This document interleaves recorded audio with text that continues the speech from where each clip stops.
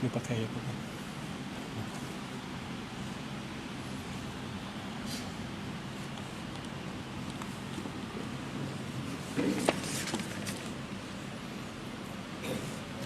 Assalamualaikum warahmatullahi wabarakatuh.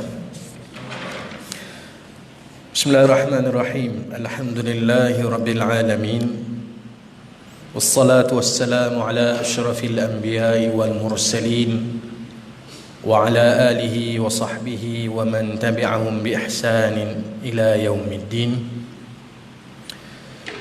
Subhanaka la ilma lana illa ma 'allamtana innaka antal alimul hakim. Qala rabbi shrah li sadri wa yassir li amri wahlul 'uqdatam min lisani yafqahu qawli, amma ba'd. Alhamdulillah, pada malam ini kita masih lagi diberikan ruang, peluang. Allah memberikan lagi kehidupan kepada kita. Allah mengekalkan kita, menjaga kita berada di dalam agama Islam. Allah memberi peluang kepada kita untuk membuktikan keimanan kepadanya dengan diberikan taufik untuk kita melangkah daripada rumah kita, daripada tempat kerja kita, untuk kita menunaikan salat maghrib secara berjamaah. Dan sebenarnya kalau kita jadikan sebagai titik tolak untuk muhasabah diri, maka ini adalah antara nikmat yang sangat besar yang Allah berikan kepada orang-orang yang dikehendaki olehnya, dengan syarat orang Islam itu berusaha untuk mendekatkan diri kepada Allah Subhanahu wa taala, untuk mencari hidayah Allah Subhanahu wa taala. Kita tak nak ada salah faham bahawa hidayah itu boleh datang bergolek. Kita duduk di rumah, tak mungkin hidayah boleh datang kalau sekadar kita duduk di depan TV. Tetapi kalau kita ada usaha, sebagai contoh, kita datang ke rumah Allah, kita duduk untuk mendapatkan faedah-faedah daripada kuliah-kuliah yang telah dijalankan.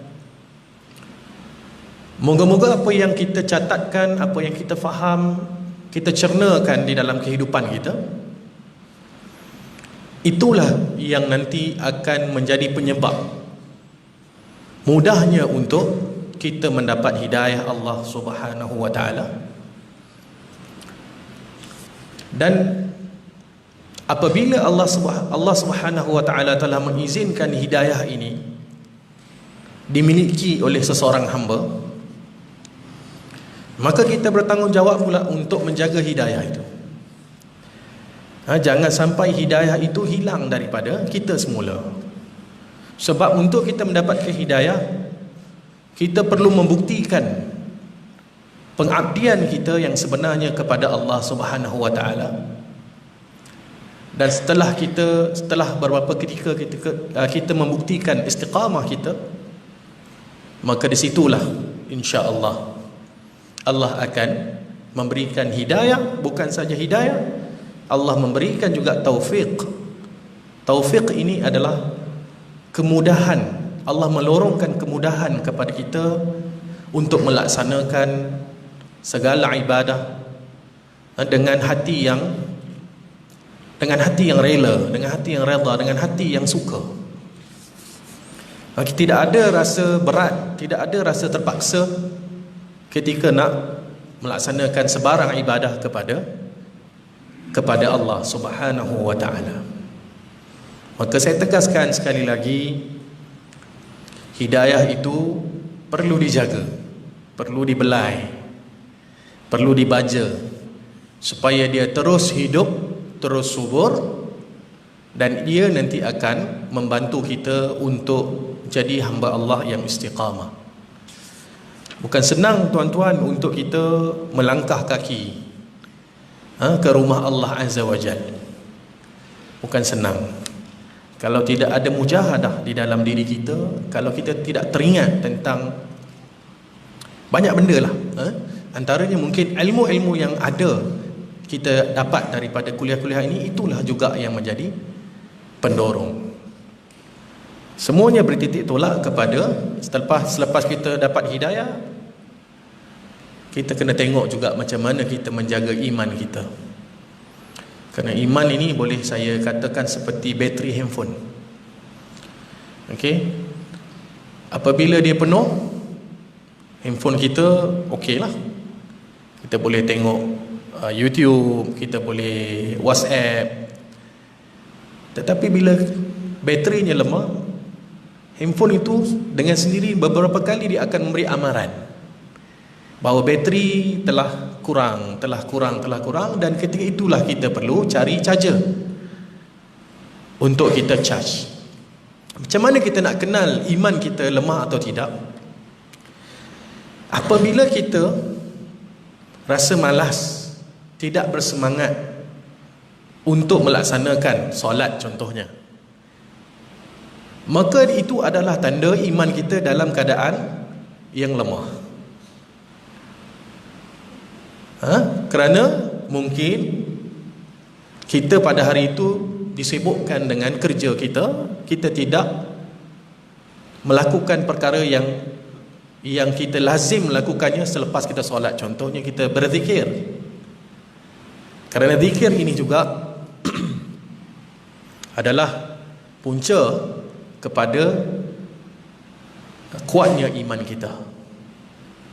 Jadi kita di dalam zikir ini juga maknanya luas. Okey, zikir ini maknanya luas.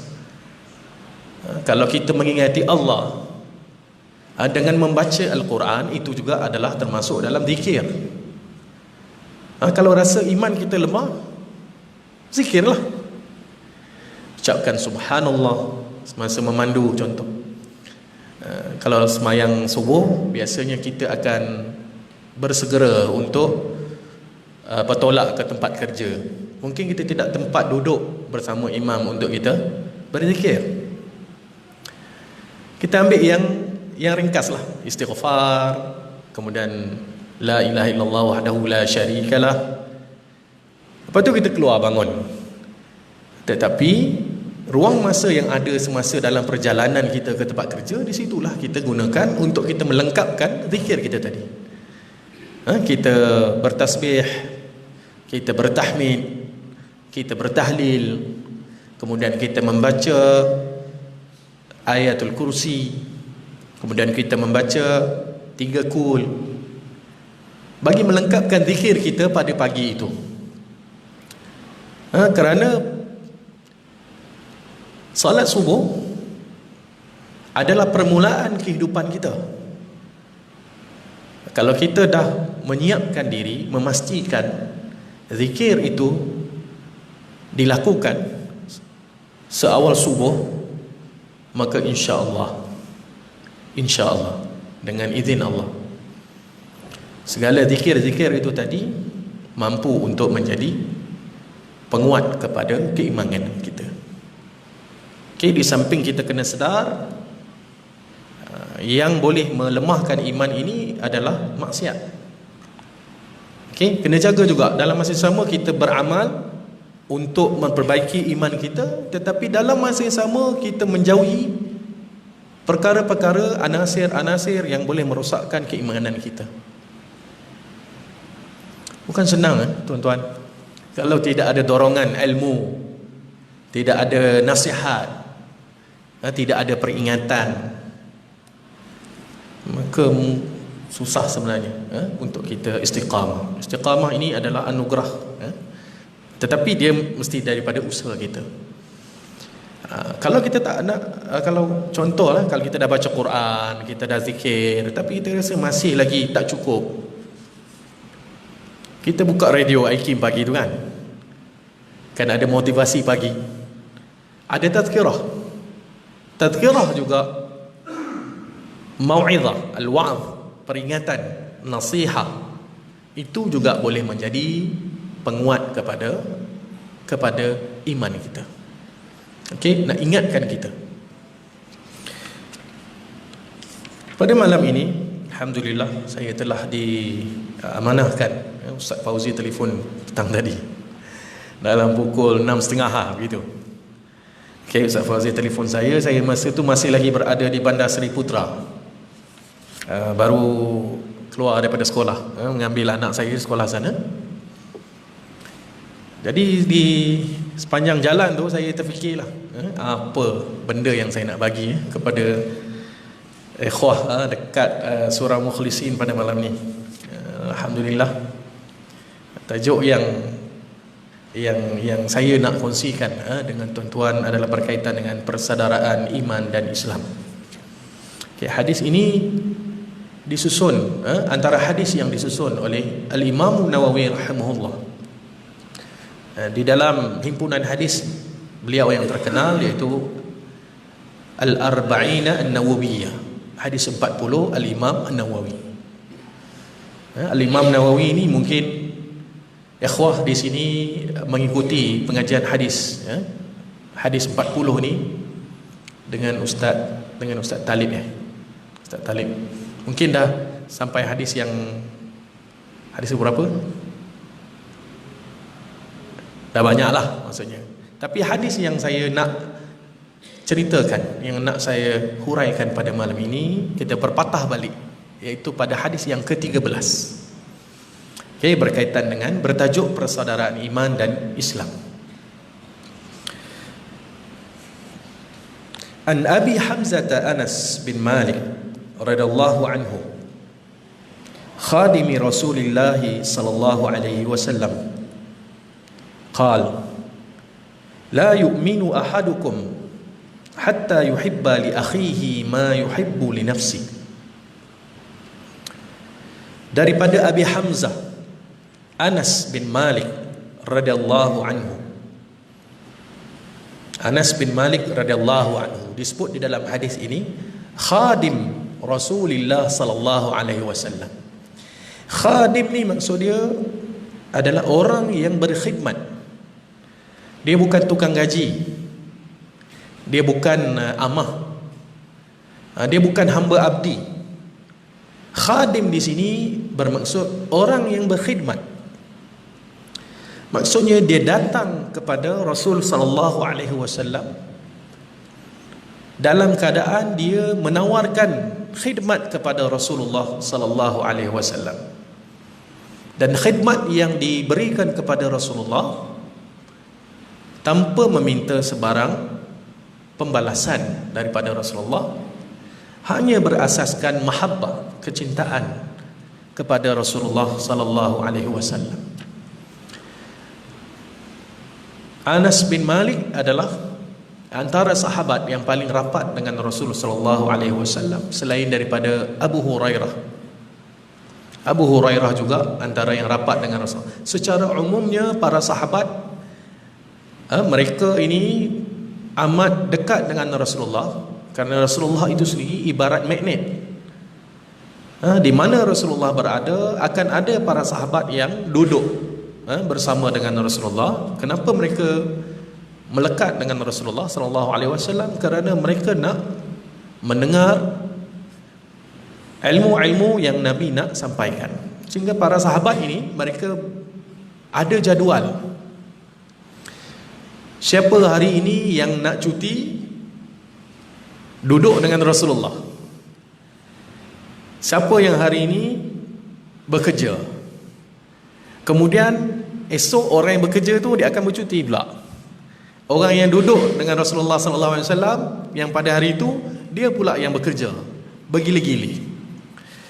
Orang yang duduk dengan Rasulullah sallallahu alaihi wasallam dia akan menyampaikan pula ilmu itu kepada orang yang tak dapat bersama dengan Rasulullah sallallahu alaihi wasallam pada hari yang telah disusun itu. Jadi mereka ada perkongsian ilmu. Apa yang Rasulullah sampaikan kepada mereka, mereka akan sampaikan pula kepada ahli keluarga mereka, para sahabat mereka yang lain. Itu adalah kebiasaan yang dilakukan oleh para sahabat, kerana mereka memandang ataupun mereka menyedari hanya dengan ilmu sahaja seseorang itu boleh menjadi teguh imannya, boleh istiqamah. Kalau tak ada ilmu, maka apa pun dia akan jadi berdasarkan semangat saja. Kita tak nak berdasarkan semangat. Berubah, kita mahu berubah, tetapi perubahan kita sehingga akhir hayat kita, bukan sekadar berubah kerana semangat. Bila semangat tu hilang, maka kita pun berhenti daripada amalan-amalan, cara hidup yang pernah kita pegang sebelum ini. Kita tak nak jadi macam tu. Jadi berbalik kepada Anas bin Malik, disebut di dalam hadis ini khadim Rasulullah sallallahu alaihi wasallam. Mungkin saya boleh kongsikan sedikit. Saya dah alang-alang menyebut tentang Anas bin Malik radhiyallahu anhu. Saya katakan dia adalah khadim Rasulullah sallallahu alaihi wasallam. Bagaimanakah ceritanya sehingga dia boleh diterima oleh Rasulullah sallallahu alaihi wasallam untuk berkhidmat? Kalau dilihat kepada sejarah, Anas ini dia menjadi khadim Rasulullah selama 10 tahun. Siapa yang menghantar Anas bin Malik? Ibu dia sendiri. Ibu dia beriman dengan Rasulullah, dan mungkin ibu dia nak Anas ni menjadi orang yang mungkin dia ada cita-cita yang tinggi. Ibu kepada Anas ni orang yang cita-cita dia tinggi kepada anak dia, tapi mungkin kalau dia letakkan anak dia terus di dalam jagaan dia, mungkin anaknya itu tidak dapat pendedahan, tidak dapat pentarbiahan terus daripada Rasulullah SAW, kerana ketika itu Anas bin Malik masih kecil. Biasanya budak-budak kecil ini dia akan mendahulukan orang dewasa. Jadi ibunya telah memilih jalan ringkas, jalan shortcut. Ibunya telah menghantar Anas, menawarkan Anas kepada Rasulullah sallallahu alaihi wasallam untuk dijadikan sebagai pembantu setia Rasulullah sallallahu alaihi wasallam. Disebabkan perkara itu, Rasulullah sallallahu alaihi wasallam melihat kepada keikhlasan Anas bin Malik, Rasulullah sallallahu alaihi wasallam telah mendoakan kepada Anas bin Malik dengan 3 perkara. Yang pertama, Rasulullah doakan Anas ini panjang umurnya. Anas ini panjang umurnya. Kemudian Nabi sallallahu alaihi wasallam doakan supaya dia dibanyakkan harta. Dan Nabi sallallahu alaihi wasallam mendoakan supaya diramaikan anak keturunannya. Maka ketiga-tiga doa ini, doa Rasulullah mustajab.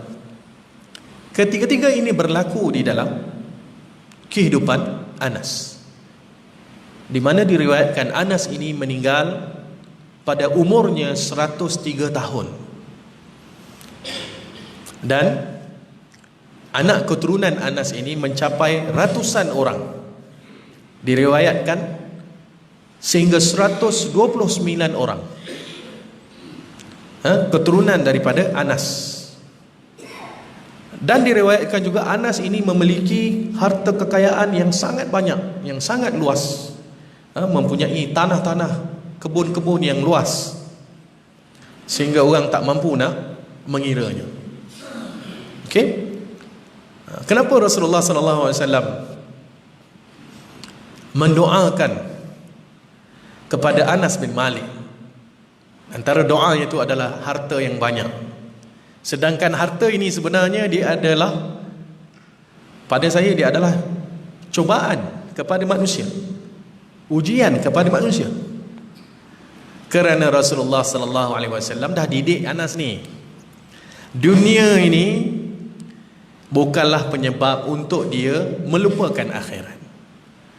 Anas tidak meletakkan dunia ni di dalam hati dia. Anas meletakkan dunia hanya di tangan dia.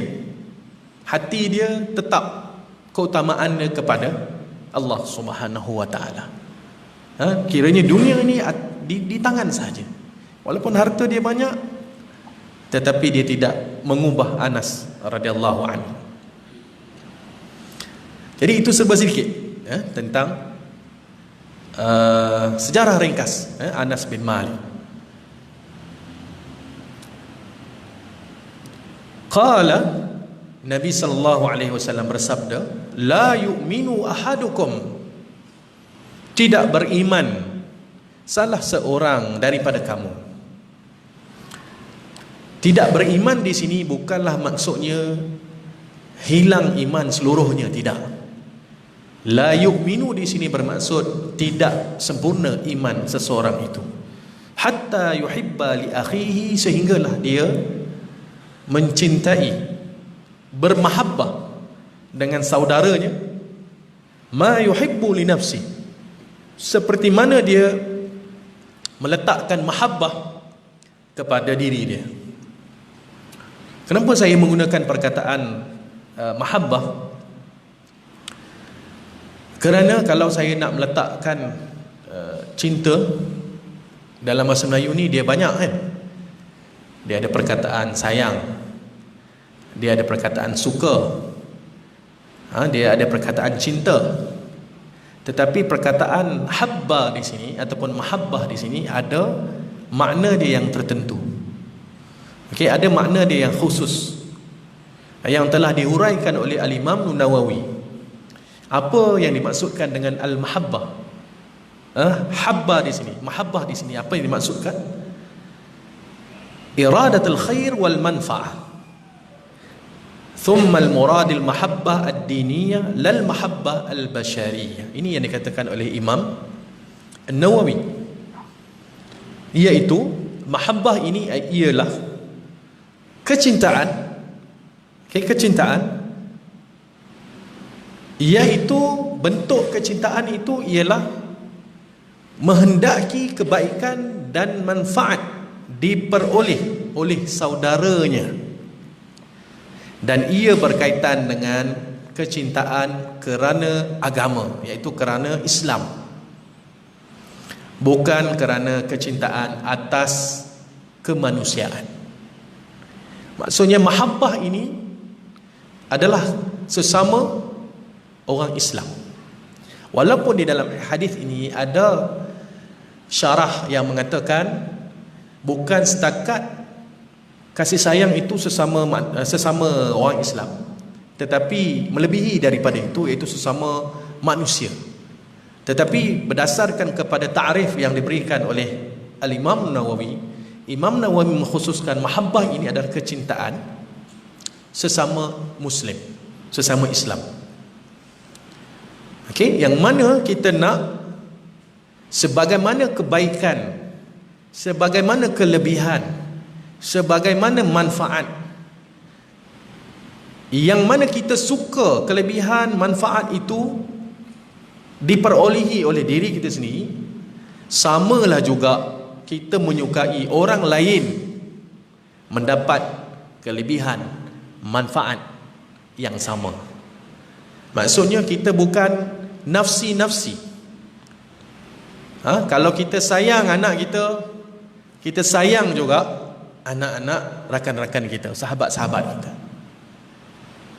Kalau kita sayang harta kita, sama juga dengan kita tunjukkan sayang kita, ambil berat kita kepada harta saudara-saudara kita. Okey? Dan mahabbah ini lawannya adalah hasad. Okey, hasad. Kita ni kadang-kadang memang untuk kita suka dengan orang ni memang mudah untuk kita tunjukkan kasih sayang kita, kecintaan kita kepada sahabat-sahabat kita memang mudah. Tetapi kena ingat, syaitan dia punya permainan dia adalah hasad. Hasad inilah yang nanti yang akan merosakkan perasaan mahabbah kita itu. Kerana hasad ini adalah lawan kepada mahabbah ataupun penghancur kepada mahabbah. Berkenaan dengan hasad, Al-Imam Al-Ghazali telah memberikan 3 jenis hasad. Yang pertama, Al-Imam Al-Ghazali mengatakan hasad yang jenis yang pertama, seseorang yang berharap orang lain tidak dapat nikmat tersebut, dalam masa yang sama dia mengharapkan nikmat yang diperolehi oleh orang itu berpindah kepada diri dia. Itu hasad yang pertama. Saya ulang balik. Seseorang yang berharap nikmat itu tidak diperolehi oleh kawan dia, tapi sebaliknya dia nak nikmat itu dia seorang je yang sapu. Dia tak nak orang lain dapat nikmat itu. Itu jenis yang pertama. Hasad yang kedua, jenis hasad yang kedua, seseorang yang berharap orang lain tidak dapat nikmat tersebut jika dia sendiri tidak mendapat nikmat itu. Dia bercita-cita berharap nikmat itu dia dapat, tiba-tiba orang lain yang dapat. Hasad yang kedua ni dia tak nak, kalau aku tak dapat biarlah dia tak dapat juga. Itu jenis hasad yang kedua. Hasad yang ketiga, seseorang yang tidak berharap hilangnya nikmat yang diperoleh oleh saudaranya. Maksudnya kawan dia dapat nikmat, dia tidak ada masalah. Kerana apa? Kerana dia kata dengan syarat dia jangan lebih daripada aku. Kalau dia lebih daripada aku nikmatnya, contohlah yang mudah kita kata harta lah. Kalau sama-sama kaya tak ada masalah. Tapi kalau kekayaannya lebih sikit daripada dia, itu memberikan masalah dan dia mula hasad. Kerana dia tengok kawan dia tu dah lebih daripada apa yang dia ada. Itu hasad yang ketiga. Dan semua tiga-tiga jenis yang disebutkan ini hukumnya adalah haram di dalam Islam. Karena hasad ini termasuk daripada dosa-dosa yang besar. Seolah-olah apabila kita hasad dengan orang, kita tidak redha dengan apa yang Allah bagi kepada orang tu. Kerana rezeki ni Allah yang tentukan. Allah dah tetapkan dah rezeki ni. Cuma mungkin masa kita belum sampai lagi. Kalau kita tidak dapat di dunia sekalipun, mungkin Allah janjikan rezeki itu di akhirat. Tetapi ketika di dunia ini, kita mesti ada sifat, kita jangan ada hasad. Kerana bila kita ada hasad, seolah-olah macam kita komplain Allah Subhanahu Wa Taala. Walaupun kita tidak mengeluarkan kata komplain tu, tetapi sikap kita menunjukkan dengki kita kepada saudara kita, seolah macam kita tidak setuju dengan apa yang telah Allah berikan kepada hamba-Nya, kepada kawan kita tu. Jadi seolah macam membantah daripada ketetapan yang telah Allah berikan. Dan kena ingat juga bahawa sifat dengki ini adalah sifat rasmi orang Yahudi. Sifat rasmi orang Yahudi. Kerana orang Yahudi ini kedengkian dia kepada Nabi Muhammad sallallahu alaihi wasallam. Walaupun mereka mengetahui, mengenali Nabi Muhammad dan ajaran Nabi Muhammad sallallahu alaihi wasallam, tetapi mereka tetap juga memusuhi Nabi. Kerana apa mereka musuhi Nabi? Kerana mereka merasakan apabila Nabi yang terakhir itu dibangkitkan daripada kalangan bangsa Arab, seolah-olah Allah Subhanahu wa taala telah menjatuhkan standard bangsa Bani Israel. Kerana nabi-nabi dan para rasul sebelum ini semuanya diturunkan daripada kaum Bani Israel. Di dalam kitab mereka juga disebut tentang kelahiran Nabi akhir zaman. Nabi terakhir disebut. Sebab tu dikatakan mereka ini lebih mengenali Nabi SAW berdasarkan kepada apa yang disebut di dalam kitab mereka. Tetapi disebabkan sifat hasad, mereka tidak dapat menerima ketetapan Allah ini, maka mereka kekal di dalam kesesatan mereka. Mereka menentang apa yang telah dibawa oleh Nabi SAW.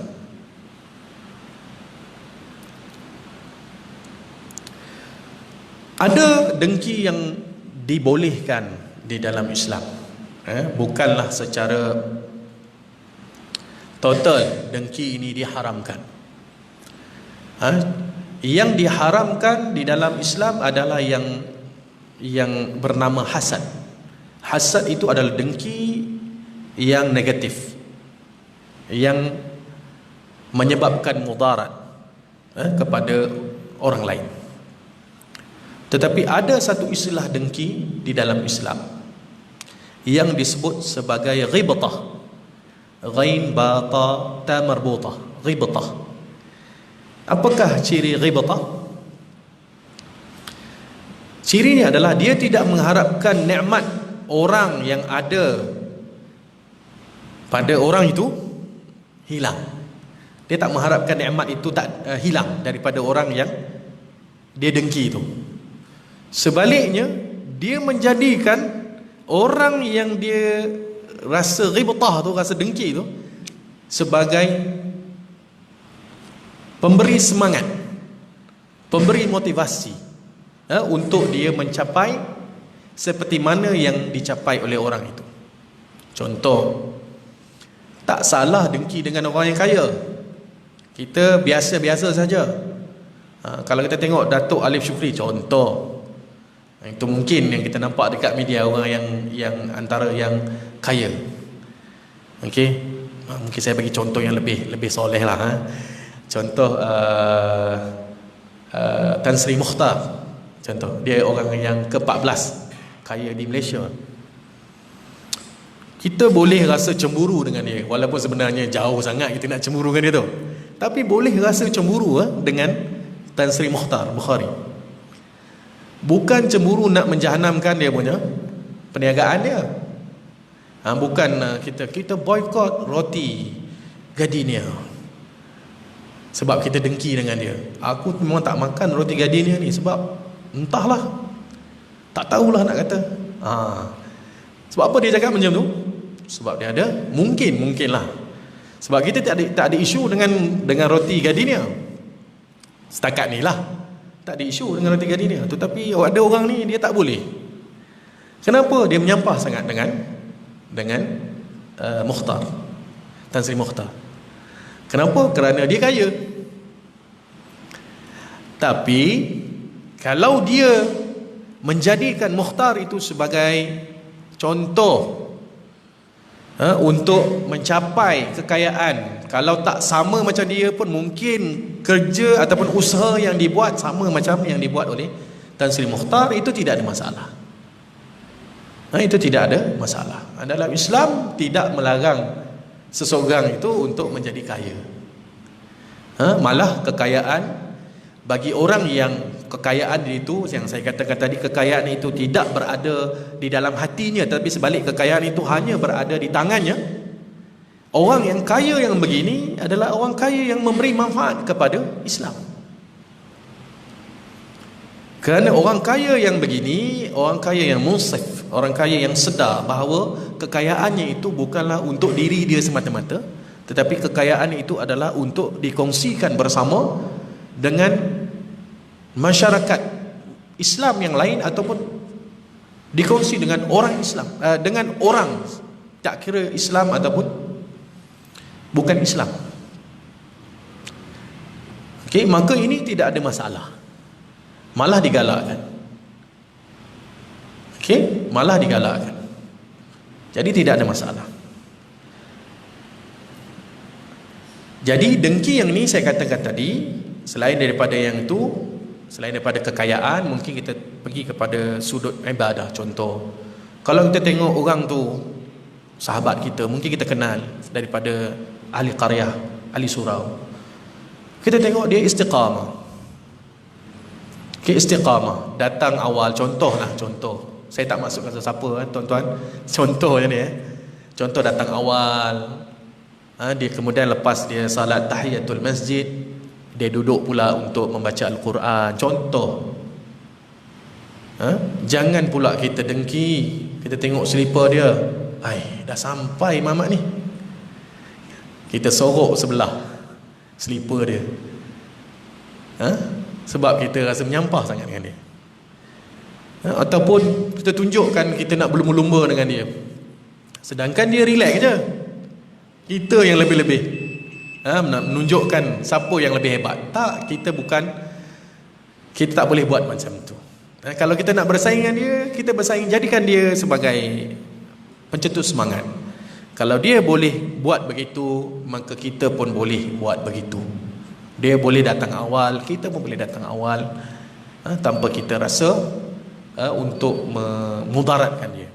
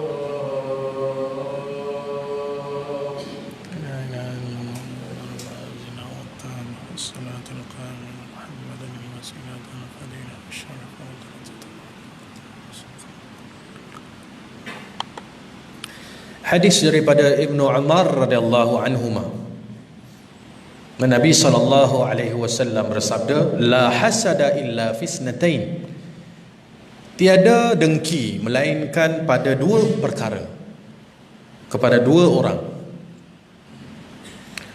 Rajulun atahu Allahul Quran, seorang lelaki yang diberikan Al-Quran, maksudnya diberikan kemudahan untuk dia beramal, membaca Al-Quran, banyak membaca Al-Quran. Fahuwa yaqumu bihi ana'il lail wa ana'an nahar, yang mana setiap sepanjang hari, sepanjang siang dan sepanjang malam, dia membasahkan lidah dia dengan membaca Al-Quran. Itu orang yang pertama yang disebut oleh Nabi sallallahu alaihi wasallam. Boleh kita dengki ataupun ghibtah dengan orang yang membaca Al-Quran, dalam arti kata bukan memudaratkan dia.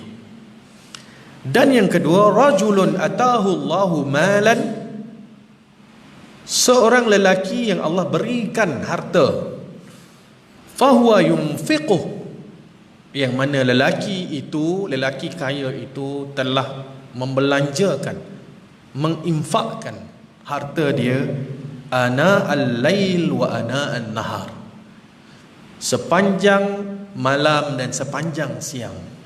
Maksudnya sehari semalam itu kerja dia yang kita nampak menderma, bersedekah. Itu mungkin kelebihan kepada orang yang diberikan harta. Okey, jadi ini dua yang diizinkan. Maksudnya bukan untuk kita memberikan mudarat, menghilangkan kekayaan dia ataupun menghalang dia daripada membaca Al-Quran, bukan. Dan apakah bahaya sikap dengki yang memudaratkan ini? Yang pertama, hasad, seperti yang saya maksudkan tadi, iaitu hasad yang memberi mudarat itu, seolah-olah dia menunjukkan penentangan dia, kebencian dia kepada Allah Subhanahu wa taala. Mungkin saya boleh sebutkan balik poin saya yang sebelum tadi, seolah-olah macam dia tidak redha dengan anugerah rezeki yang Allah bagi kepada orang lain. Yang kedua, kerugian bagi orang yang ada hasad. Mungkin setengah orang bila dia menghilangkan ataupun dia buat naya dekat orang, kerana kedengkian dia buat naya ke orang, dia rasa puas. Tetapi apa yang dia tidak sedari, segala amal dia akan terhapus. Segala amal kebaikan dia akan terhapus, sebagaimana api memakan kayu, sikit demi sedikit, pahala yang diusahakan oleh dia akan berpindah kepada orang yang dianiayai kerana hasad. Dan yang ketiga, orang yang hasad ini, kepuasan dia itu kadang-kadang dia tertipu dengan kepuasan yang didapat setelah dia buat aniaya dekat orang. Sekejap je kepuasan itu, tetapi selepas itu Allah campakkan rasa gundah gulana, rasa tidak tenang di dalam hati dia. Walaupun mungkin hasad itu tidak bersifat jenayah, mungkin tidak bersifat jenayah, tetapi perkara yang memudaratkan. Contoh kawan kita beli kereta baru, kereta yang tengah hangat sekarang apa, X70 lah contoh. Kita pun teringin kereta tu. Tiba-tiba kawan kita ni Senyap je. Dia tak cakap pasal nak beli kereta ke, minat kereta itu ke, minat kereta ni. Tetapi dia berbeza dengan kita. Kita memang kata X70 ni kalau aku ada rezeki aku nak beli apa semua. Tiba-tiba kawan kita beli, parking sebelah kita. Kerana ada hasad, kita ambil kunci kita dan kita sambil jalan calakan kereta. Agak-agak benda tu boleh bahagia ke? Syaitan dia akan kata, bagus kamu buat macam ni, barulah puas hati macam ni, barulah gentle macam ni. Sekejap je kita akan rasa puas sekejap saja. Tetapi selepas itu kita terfikir pula, Allah, aku dah buat anaknya dekat dia, nak kena minta maaf pula. Tapi nak minta maaf malu pula. Tapi kalau tak minta maaf macam mana pula? Kalau minta maaf nanti dia minta ganti pula. Banyak benda yang dia fikir. Dan benda itu nanti yang membuatkan dia rasa tidak tenang, walaupun pada awalnya dia puas. Okey? Dan kita tidak mahu menyerupai orang Yahudi kerana kita bersikap dengki. Kerana dengki ini adalah, saya katakan di awal tadi, adalah sifat ataupun sikap rasmi orang Yahudi, ataupun sikap yang utama orang Yahudi. Kerana orang Yahudi ini, dia punya kedengkian dia adalah kepada Nabi SAW.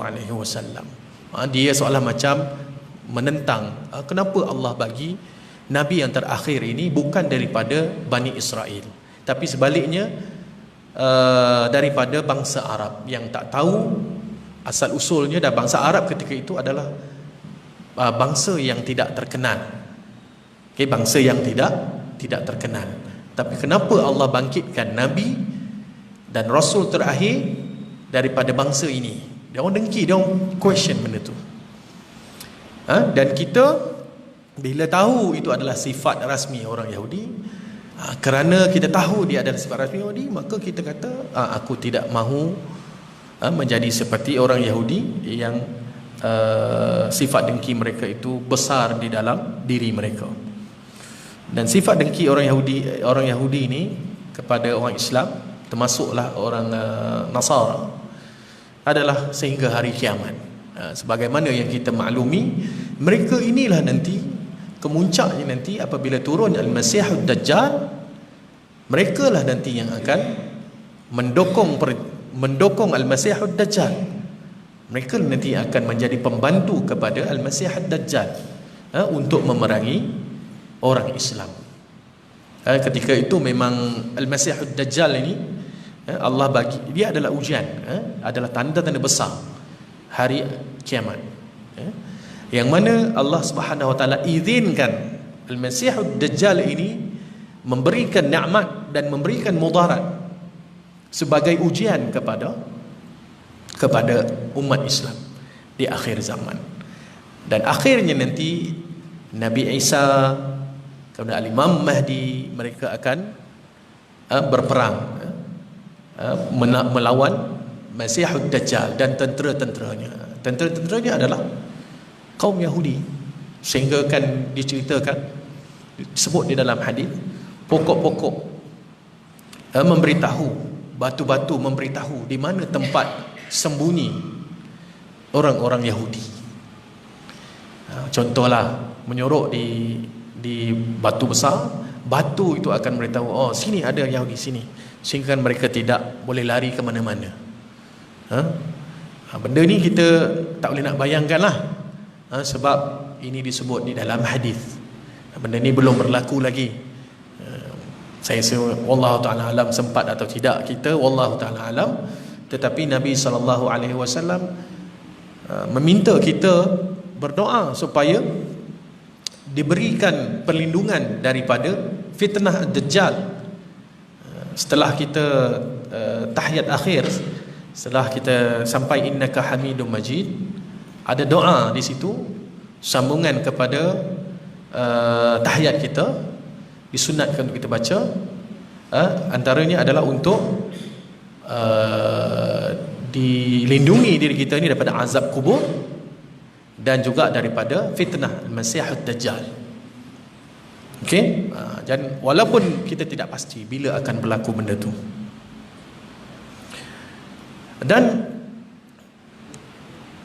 sekuat mana pun hasad yang kita semarakkan di dalam hati kita, dia tidak akan dapat menghilangkan nikmat yang telah Allah bagi kepada orang-orang yang telah Allah pilih. Takkan mungkin kita boleh menghalang nikmat Allah Subhanahu wa ta'ala. Kemudian yang kita bimbangkan adalah apabila hasad ini tidak kita bendung, tidak kita buang di dalam diri kita, dalam hati kita, bimbang, dia menjadi sifat mazmumah yang melekat di dalam diri kita, dan sehingga kita bertindak zalim kepada orang lain, mungkin sampai tahap jenayah mungkin. Okey, jumpa bomoh dan sebagainya, sampai kepada syirik dan sebagainya.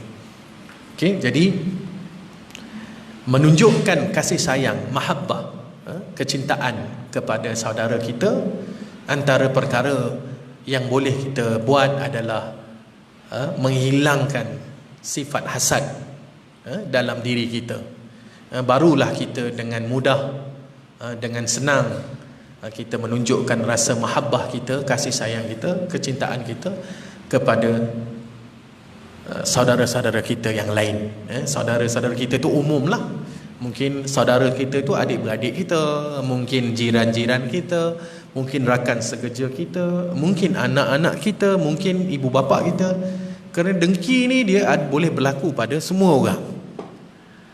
Okey, jadi inilah bentuk kita panggil muhasabah diri yang perlu kita lakukan, dan kita mesti berjuang lah untuk melawan, supaya hasad ini dapat dibendung, dapat dikawal. Kalau ada hasad pun biarlah hasad yang membawa kepada kebaikan, iaitu hasad pada dua tadi, pada orang yang diberikan kemudahan untuk beramal. Contoh membaca Al-Quran, kita nampak dia banyak baca Quran, kita kata, oh, aku boleh lawan dia. Okey, kita banyakkan baca Quran juga kerana nak menandingi dia. Tapi jangan kita bagi tahu kat dia lah, kita sendiri. Ataupun seseorang yang kaya, kita nampak dia menginfakkan harta yang banyak, terkenal sebagai dermawan, maka kita rasa kita nak menandingi dia juga dengan cara kita berusaha. Okey, jadi saya rasa cukuplah kot perkongsian untuk malam ini. Saya rasa kalau nak dibincangkan lagi tentang hasad ni, orang selalu kata orang Melayu ni kalau hasad dengki ni memang jadi permainan lah. Okey, hasad dengki ni adalah permainan orang Melayu. Wallahu ta'ala alam, saya tak tahulah. Saya rasa hasad dengki ni adalah sifat individu lah, sifat individu. Saya tak berani nak kata dia adalah sikap orang Melayu. Saya rasa mana-mana bangsa pun ada. Saya rasa dia adalah sikap individu itu sendiri. Okey, tak kiralah pada orang Islam ataupun pada orang bukan Islam. Tetapi untungnya kita Islam ni Allah bagi amaran tentang dengki, bahaya dengki, kewajipan untuk kita menjauhkan sifat dengki. Nabi SAW memberitahu tentang perkara itu kepada kita. Sesuailah Islam itu menunjukkan jalan sebagai cara kehidupan yang terbaik kepada kita, supaya kita ni tidak memberikan kesusahan, mudarat kepada orang lain, supaya orang pun senang dengan kita, kita pun senang dengan orang. Kalau tak, manusia ni kehidupan kita tidak akan tenang, kerana mungkin hasad yang kita buat tu, ataupun mungkin sebuah masyarakat itu saling bergaduh, saling berburuk sangka dan sebagainya kerana sifat dengki. Kerana sifat dengki ni dia ada macam-macam, dia punya pecahan-pecahan dia nanti. Mungkin dia akan timbul sifat mengadu domba, melaga-lagakan orang dan sebagainya. Okey, jadi saya rasa setakat itu saja perkongsian daripada saya pada malam ini. Tuan-tuan, saya minta maaf tuan-tuan kalau ada kekurangan. benda ni ad hoc lah. Okey, saya pun dapat tadi 6.20 petang tadi. Jadi ini setakat ini saja yang mampu untuk saya sampaikan sebagai perkongsian. Sekiranya ada teguran, mungkin ada fakta yang salah dan sebagainya, tuan-tuan boleh bagi tahu saya lah secara direct. InsyaAllah kita boleh, saya berlapang dada selagi mana benda tu betul. Okey, insyaAllah. Jadi saya tutup kuliah dengan tasbih al-kafar dan surah al-asr. Subhanakallahumma bihamdika asyhadu an la ilaha illa anta astaghfiruka wa atubu ilaik. Bismillahirrahmanirrahim.